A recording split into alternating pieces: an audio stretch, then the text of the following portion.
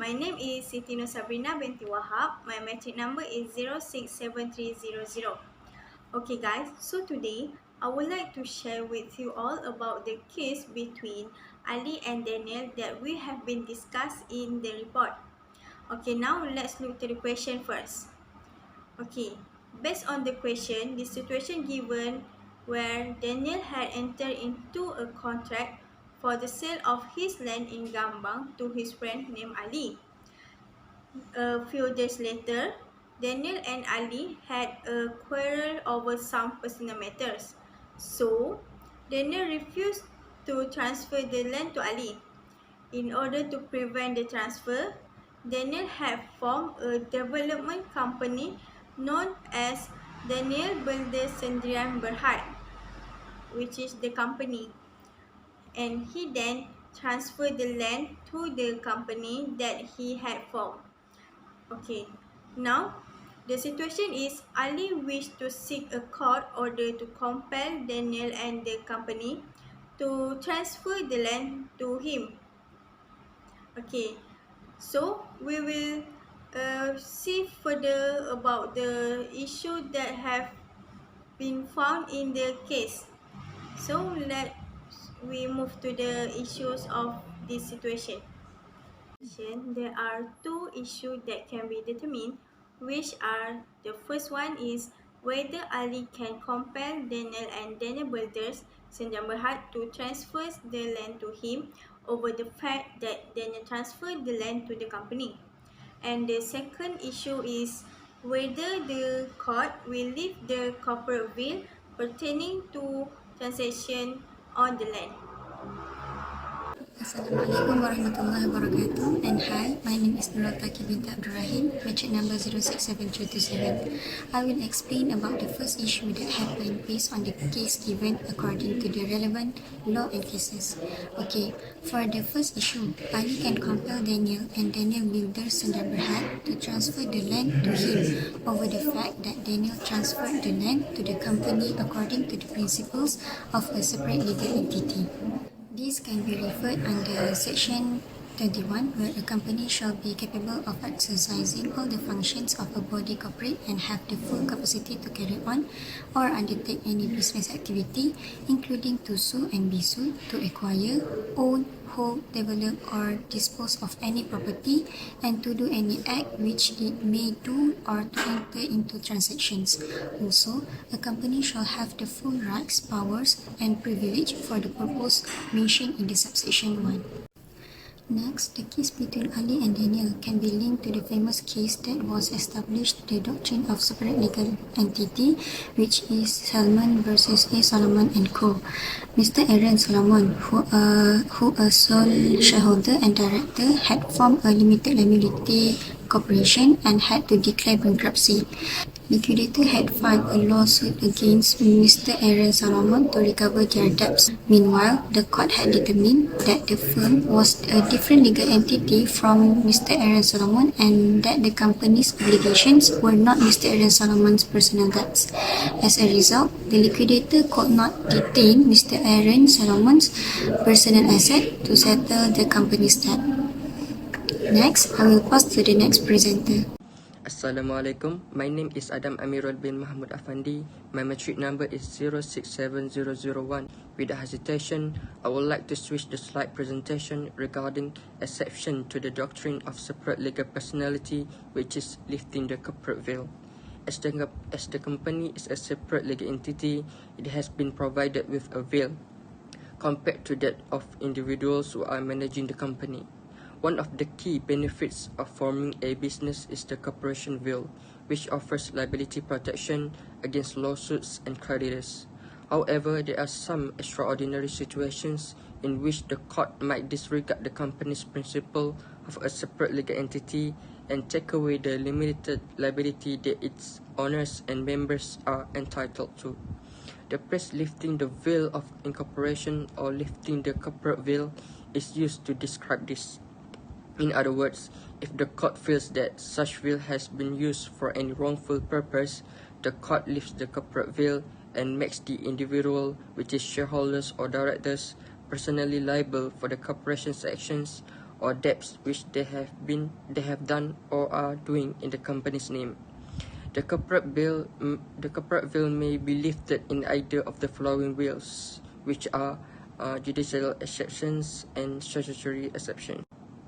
The first one is judicial exceptions. Judicial exceptions are based on the facts of each case as per the decisions of the court, such as prevention of fraud or improper conduct, avoidance of contractual obligations and sham companies, and lastly, public policy and enemy character.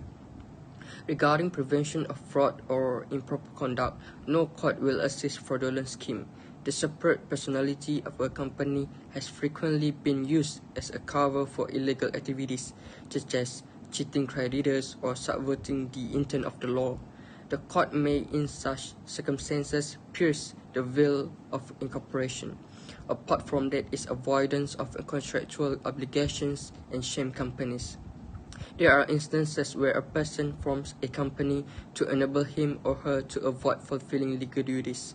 Therefore, the court might disregard the principle of a separate legal entity if a person utilizes a company to avoid fulfilling his or her contractual responsibilities.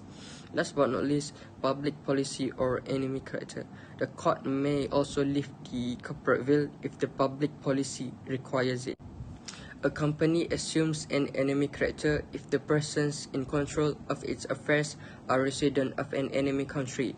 The courts will examine the character of persons in control of the company and lift the corporate veil if they have an enemy character. Switching to statutory exceptions, the statutory provisions are provided under the Companies Act 2016. The circumstances are as follows. The first one is distribution of dividends out of company's profit, Section 131, subsection 1. According to this provision, a firm may only pay cash dividends to its members out of its profits. Therefore, any director or officer of the company who willfully and deliberately pays or lets to be paid a dividend that exceeds the company's profit shall be personally responsible to the company for the amount of the excess dividend or the amount owed to the creditors. Other than that, fraudulent trading, Section 540, subsection 1, establish the officer's accountability for the company's fraudulent trade. Trading that is fraudulent occurs when a corporate officer conduct business with the goal of defrauding the company's creditors. The last one is liability for debts, Section 540, subsection 2, read together with Section 539, subsection 3. In the event that a company is being wound up and an officer of the company continues to incur debt on the company's behalf without a reasonable or likely expectation that the company will be able to repay the debts, the officer will be held personally responsible without any cap for the wholly or partly repayment of the debts. That's all from me. Thank you.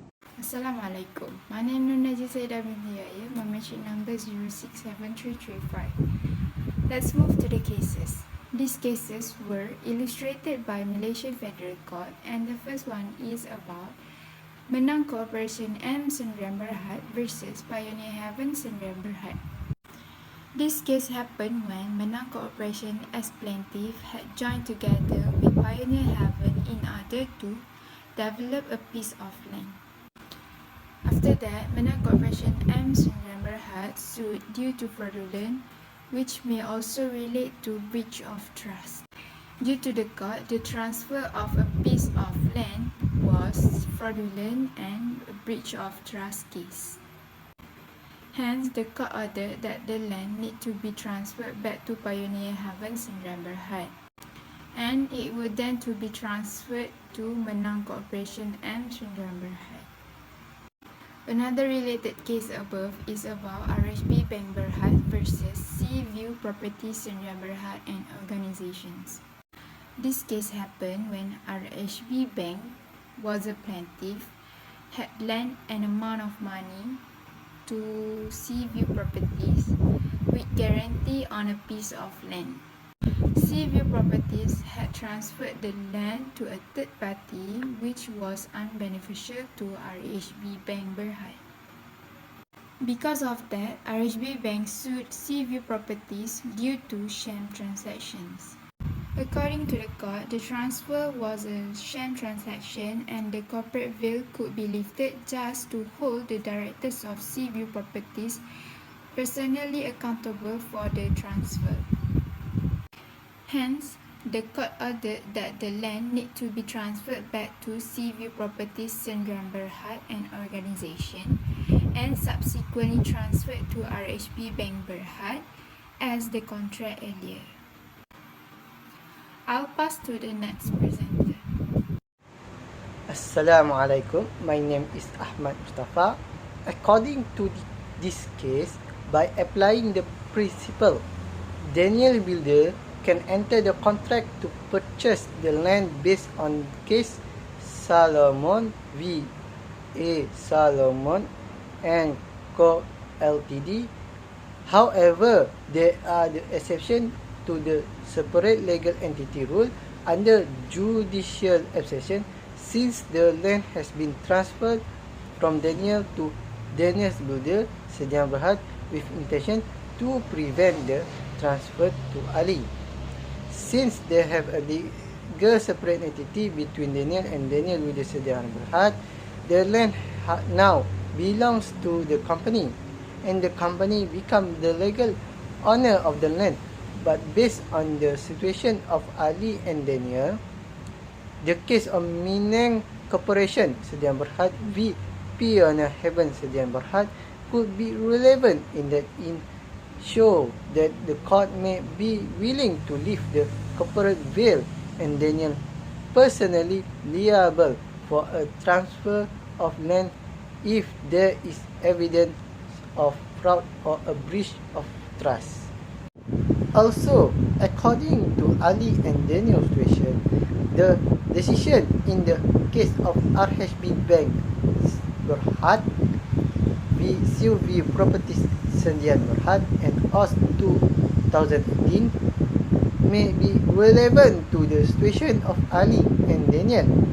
If Ali can show that the transfer of the land to Daniel Builder Sdn Berhad was a fraudulent or a sham transaction, if Ali can show that the transfer was intended to defraud him or that it was a mere facade concealing the true facts, the court may be willing to lift the corporate veil. As a conclusion for this case, there is a separate legal entity between Daniel and Daniel Builder Sdn Berhad, but the court may be willing to lift the corporate veil if Ali can show the evidence that Daniel transferred the land to Daniel Builders for fraudulent or improper purposes, or if the company was a mere facade concealing the true fact. In order for Ali to succeed in his claim, he would need to provide evidence to show that the transfer of the land to Daniel Builders Sdn Berhad was a fraudulent or a sham transaction.